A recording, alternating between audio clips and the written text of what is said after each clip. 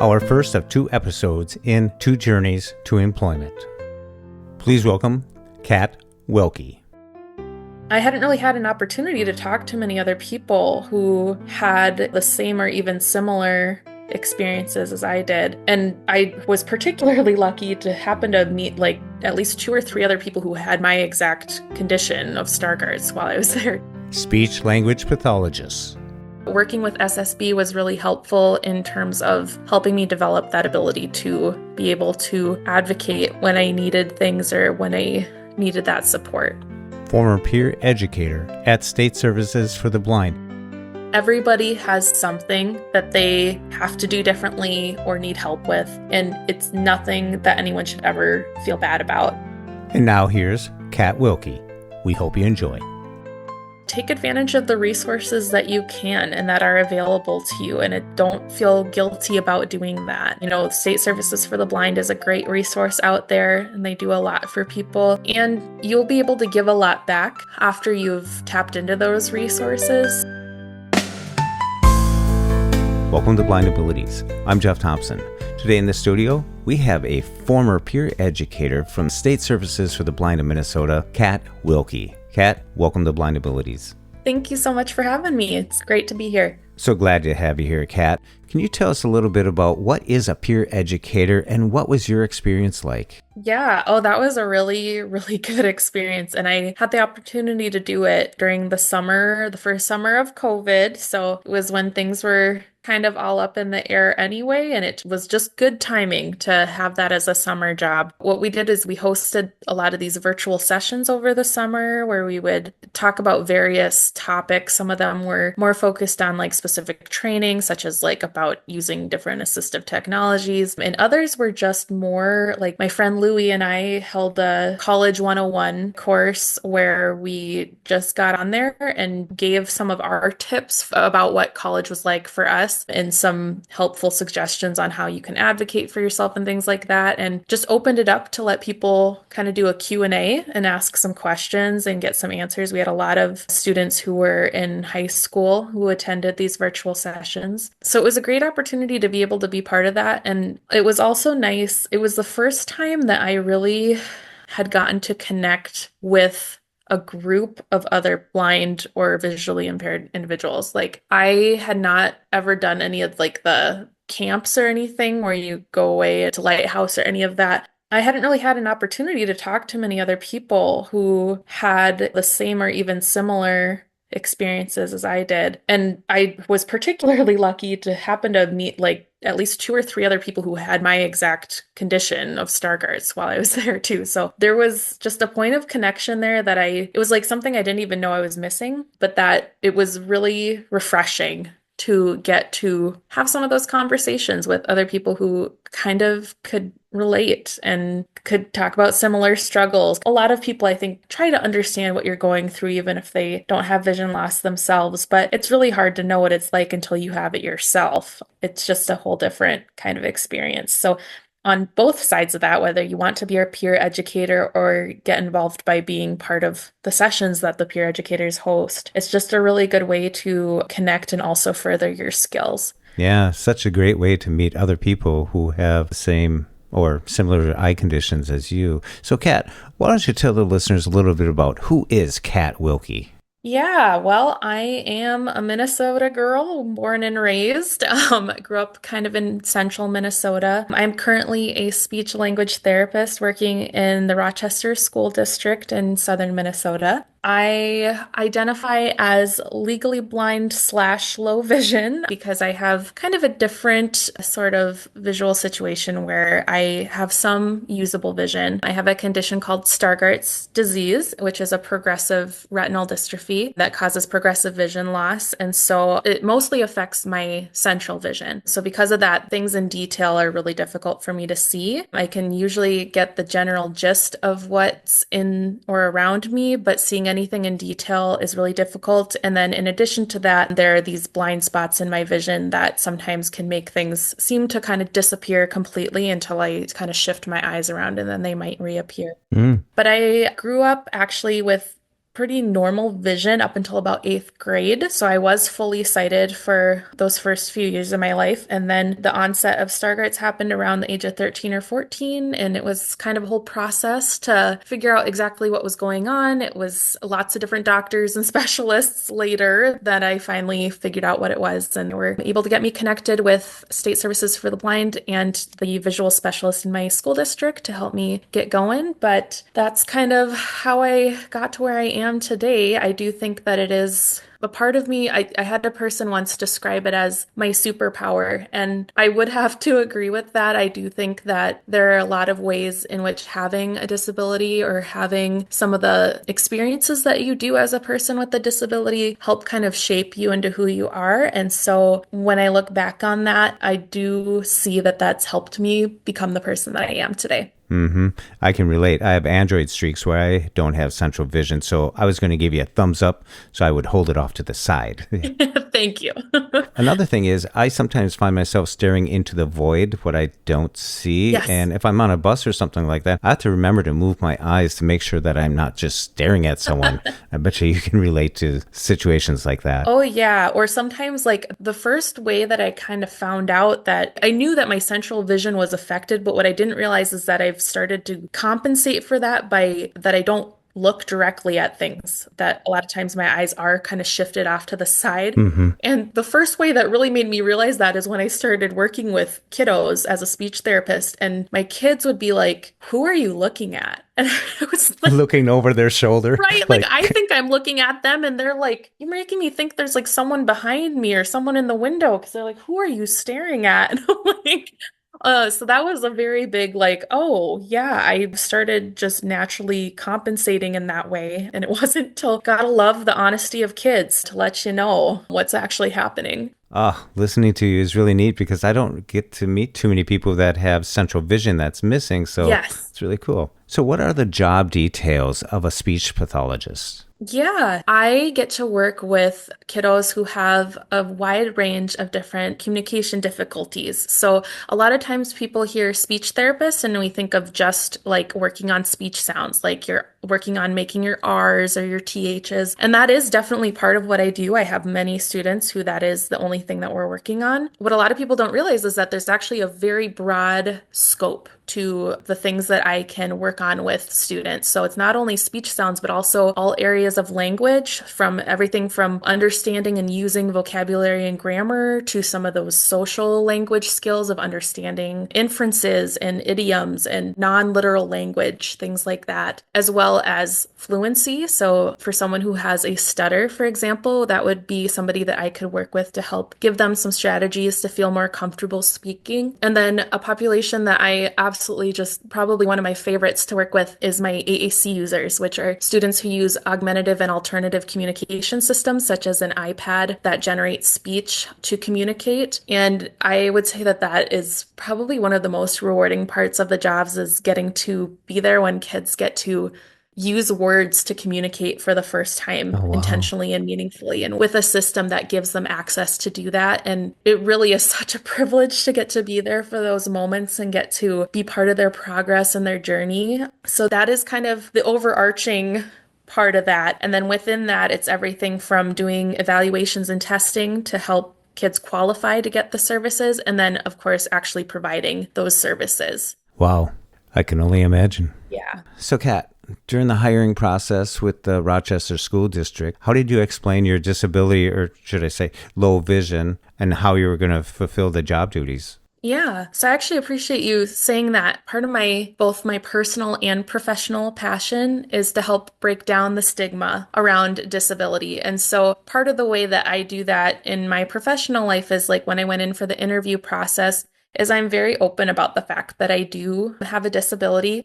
I do use that word. I know that it kind of depends on the person of whether you're comfortable using that word or not. For me, I just find it's just very honest, but I own it and I don't see it as something to be ashamed of or something to be afraid of. I just go in there kind of saying, like, I have a vision disability. I do things a little bit differently. I'm still able to do the job. Here are the ways that I can do it, and here are the kinds of support that would help me be able to do this job. And I kind of use that too to tie in of why this is such a passion for me to work with other students who also have difficulties or disabilities, is that I would love to be able to empower them to also not feel ashamed ever of who they are, and not be afraid to do things differently or to need a little extra help, that there's nothing wrong with that. So that's usually a whole talking point that I incorporate into my interview so that I'm just honest, straightforward with it from the beginning, and also giving them the opportunity then to ask me questions if they have things that because,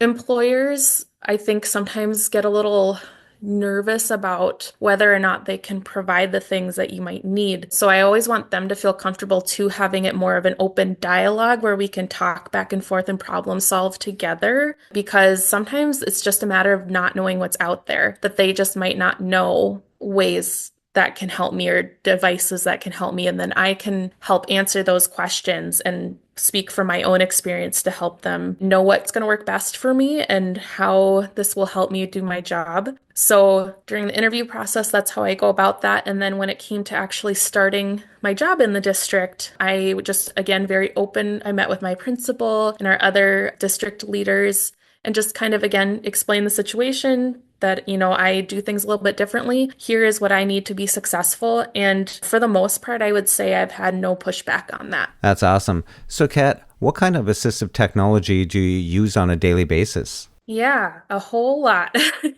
So I use everything from a laptop with magnification software and text read aloud software to a handheld video magnifier called a Ruby that you can use on different sheets of paper, to an iPad where I can take pictures of things and blow them up really, really big so that I can see them. And then more recently, something that State Services for the Blind actually helped me kind of play around with finding the right fit for me, but I was able to get a transportable CCTV that I can bring between work and home so that I can do some parts of my job that are difficult. Like, for example, when I'm testing, we have specific record forms that we have to use that are very standardized and don't come in large print. And so what I usually do is when I'm testing, I have made an accommodated form for myself so that I can give the test efficiently, but then I go back and on the actual record form, transfer my data over after the fact. And the CCTV makes that so much easier than I used to do it with just the Ruby, and that would take a very long time. And so now being able to write under and see it at the same time under the CCTV has been super helpful. So those are just a few examples. A lot of technology is what I use. Oh yeah, those CCTVs used to be big Oh my boxes, gosh. but Yes. now they're collapsible, transportable. That's sweet. Yes. Okay, you mentioned SSB, so I'm going to take you back a little bit. When did you start receiving services from SSB? Yeah, so I think around my ninth grade year, when I initially started going through losing my vision and stuff, it was towards like the middle to end of eighth grade. By the time I got into ninth grade, I was like, I think one of their first visually impaired students. So it was a new process for them too. They were also learning, but they connected me with the visual specialist for the district. And then she was able to get us in touch with State Services for the Blind. And so my services started in ninth grade when the great Stephen Larson, shout out to him, he was my first SSB counselor, and he would come to my school and have meetings to help me with understanding kind of where things could go beyond high school. Oh, wow. I mean, we just jumped into you accepting your blindness, all that stuff. But Yeah. especially at that age, that must have been tough. Yeah, and I'll be honest, at least first year, it was not easy. I did go through kind of a period of depression, just trying to adjust to everything. It was just hard kind of there was a period of time where I had been led to believe by one of my doctors that my vision was going to return. And when I realized through another specialist with more education and more knowledge on my condition that that wasn't going to happen, I think I really kind of hit a weird place of like, this is going to really change how things are going to go for me going forward. And so that, it's a lot to to deal with at that age. And then, of course, it didn't help too. A lot of my peers had known me as a fully sighted person. And then, all of a sudden they're seeing that I need all these accommodations and stuff at school, but I'm not wearing glasses. So there was a lot of like accusations about, are you faking this? Are you pretending? And that was really hard to deal with too. I think I still carry a little bit of that insecurity from that time period, but I was able to get through that time with the support of my family, in particular my mom. She was my greatest advocate, and she told me once, she's like, it's okay to be upset about this, and it's okay to let yourself be sad about this sometimes, but don't stay there. And that really stuck with me. And I think once I kind of realized, like, yep, this is something that I need to be able to grieve and be sad about when I need that. But that I also might like, it's not like my life is over, Hmm.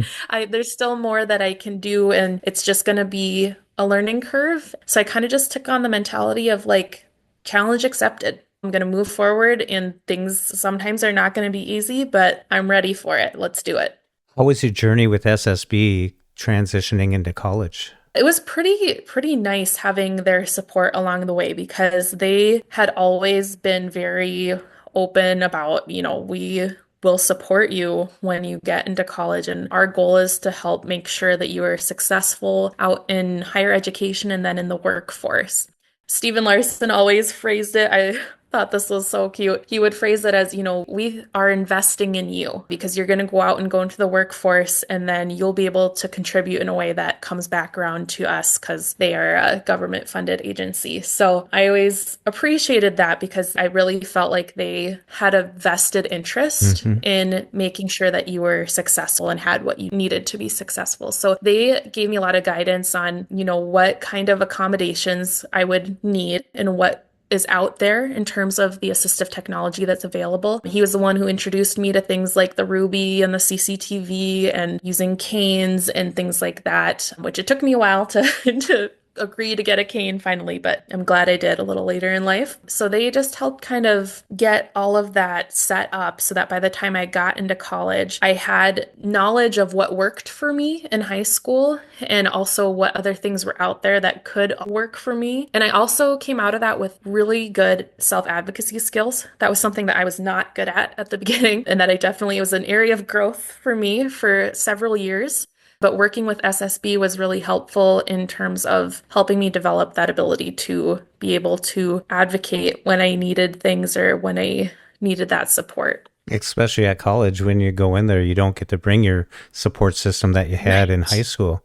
Yes. I'm thinking, boy, that was right around the driver's license time, too. Yeah. Yep. That was another part of that grief process, right? Of, yeah, all of my friends were doing their pre-license driving where they were, going and doing that with their parents and then getting their licenses. And so, yeah, there were definitely some moments like that again where you revisit it. It's like they say with the grief cycle too, that it's not linear, it's more circular. And so, there are still times to this day where you think about certain things and you kind of are like, yep, it sucks, to be honest. Like there are things about it that just are unfortunate and are annoying to deal with. And at the same time, again, I have ways that I can still be successful. It's not something that's going to stop me from living my life. So it's finding that balance because there are definitely times like that when other people are able to do things that you're like, this should have been a normal part of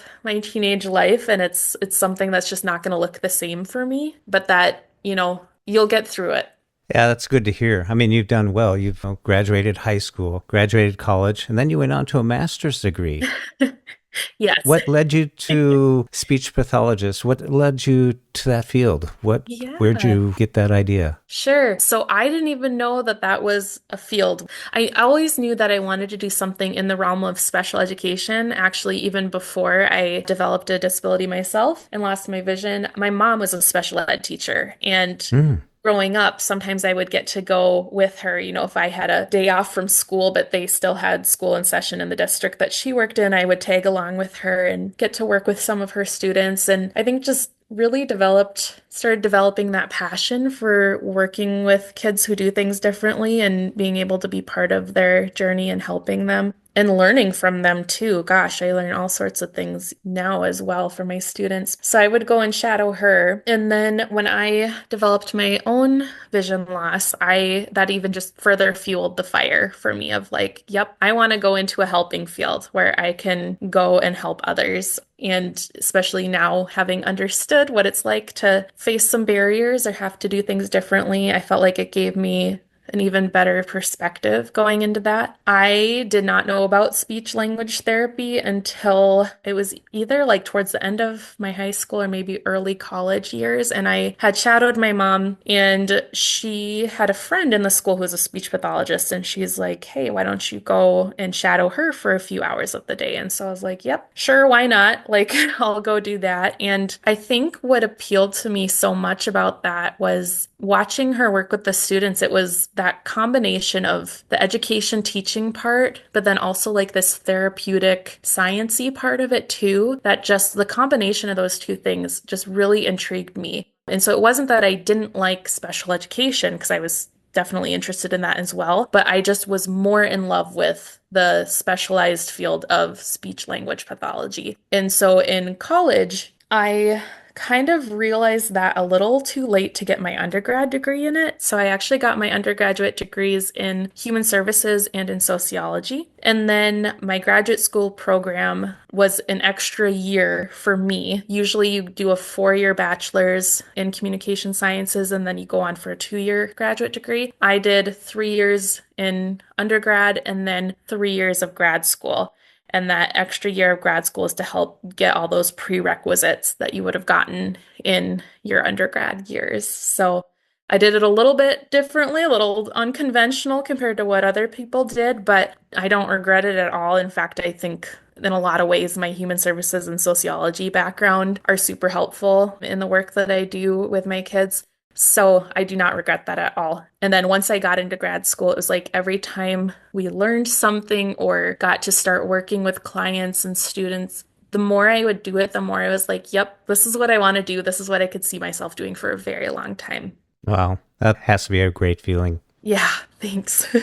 You got a career, not just a job. Exactly. Yes. And it can be exhausting. I mean, there are times where you put in so much time and energy and it takes a lot out of you. And at the same time, I absolutely love what I do. Working with my students is what keeps me going every day. Like I said, I could see myself doing this for probably the rest of my life.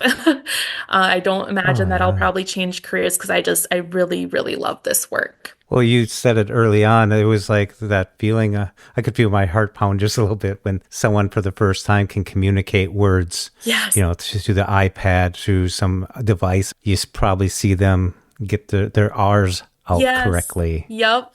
Yeah, you get to work directly with people and get those direct results and measurable outcomes. That's awesome. Yeah, and I think too, getting to see the kids, they're proud of themselves when they start to hear it too, when they can say, oh, I just made my R. The student, when they're finally communicating with their device for the first time and they see that there's cause effect. I press this button to communicate this thing and now I have what I wanted. You could just see that it makes them happy, it makes them excited and feel that sense of pride. And I want all people to get to have that. And I just feel so grateful to be able to be even just a small part of that. Yeah, especially at that age, because other kids might pick on them or be bullied a Mhm. little bit because they can't, or they stutter or something. So you get to help them with that, and then they get to go out and test it and improve. Yes. So down in Rochester, how do you get to work? Do you have to go in, or is it virtual? Do you travel by bus, plane, ship?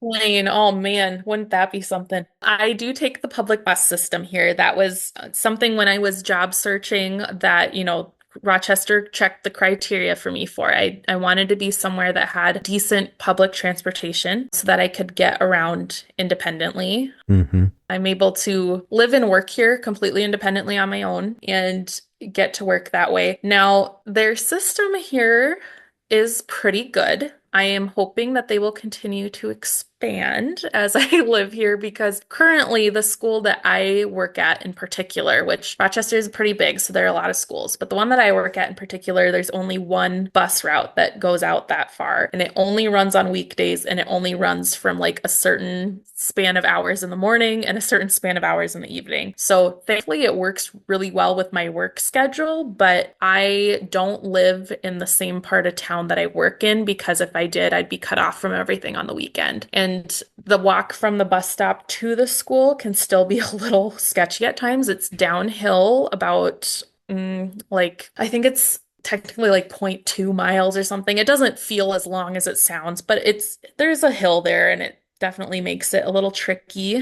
So usually I'll take the regular bus system, but there is also a paratransit service in town that I have signed up for and used on occasion when the weather's been bad. Because again, with that hill, when it's like icy and dark and gross out, I'm just not willing to chance breaking something trying to attempt going down that hill. So in that case, I would take the paratransit, which drops off door to door. It's nice that you do have a bus system for the weekdays. That's awesome. Yes. And they do have weekend buses. They just don't run out to that side of town.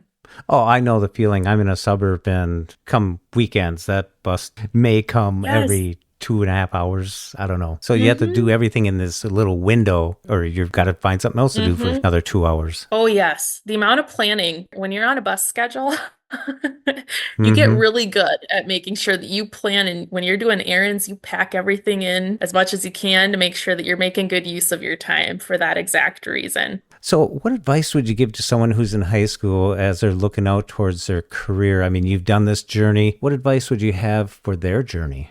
Yeah, that's a really great question. I'm like thinking back to my little high school self and what I would say. I think a big thing is, for one thing, again, to just be able to accept yourself and know that please do not ever apologize or feel ashamed of doing things differently or needing some extra help. Everybody has something that they have to do differently or need help with, and it's nothing that anyone should ever feel bad about. I would say too, like, don't be afraid to step out of your comfort zone and try things. Sometimes it's gonna be hard and you're gonna make mistakes and you'll learn from that, and that's okay. That's all part of the life process. And if you don't try it, you'll just never know. I would just say, like, be open to exploring lots of different things. Lean into your support system that you have, whoever that is for you, and take advantage of the resources that you can and that are available to you. And don't feel guilty about doing that. You know, State Services for the Blind is a great resource out there, and they do a lot for people. And you'll be able to give a lot back after you've tapped into those resources. So please don't be afraid to use those. I'm trying to think of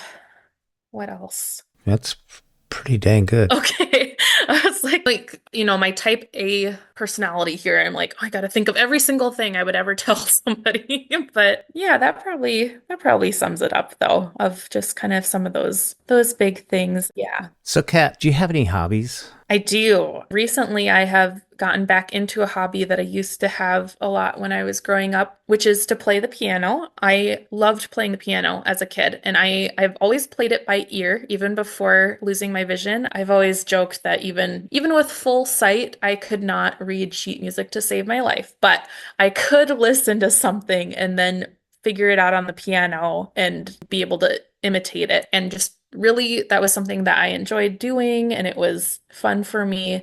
When I got into like later high school into college, I just didn't have access to piano anymore. So it wasn't that I lost interest in it, I just didn't have access to play anymore. So I went through a few years where I kind of drifted away from that hobby. But then recently, I just got an electric keyboard and have gotten back into it. So I love being able to play the piano and try out some new things with that.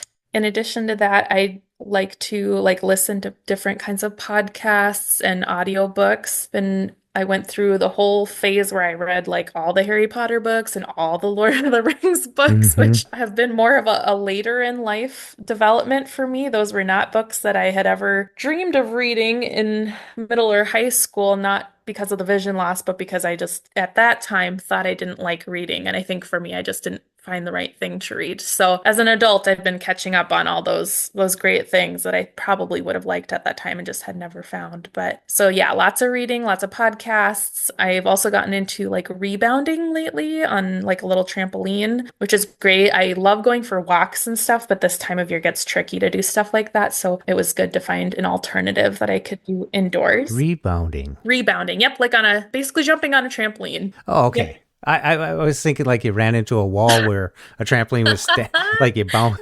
I was thinking of rebounding, like, oh. No, not okay, bouncing. just yeah. bouncing. Sorry. It's great that you're getting into that stuff. I always like to know what people do outside of work, Yes. Work. And I also like that when we set up this time, you had to do it after work. Yeah, well, and I appreciate your flexibility on that too, because I definitely, like I said, I put a lot of time and energy into my job and I love it. And work definitely follows me home. So I don't have a ton of downtime usually, but the time that I do have, I like to make the most of. And I was really appreciative that you had time in the evening because I was like, that will work perfect, that it can just make this more of my focus. I'm not having to worry about like getting back to something or being on a super strict timeline or anything like that. Cutting into your rebounding. Yeah, right. Exactly. Well, Kat, thank you so much for sharing. Just listening to you, you'd be a great speaker to talk about your journey anywhere, and people would really gain from it. So I'm glad people are going to be able to listen to your journey that you shared with us. Well, thank you so much. And again, thank you for the opportunity to be part of this. This is really exciting and something I've never gotten to do before. So I really appreciate the chance. Awesome. Such a great time talking to Kat Wilke, and be sure to tune in to our next episode of Two Journeys to Employment, where we'll be featuring Gabby Gengrass. To find out more about all the programs at State Services for the Blind, contact shane.desantis@state.mn.us. That's shane.desantis@state.mn.us. Be sure to contact your State Services for the Blind, your Voc Rehab, and find out what they can do for you. Live, work, read, succeed. When we share what we see through each other's eyes, we can then begin to bridge the gap between the limited expectations and the reality of blind ability. and the realities of blind abilities.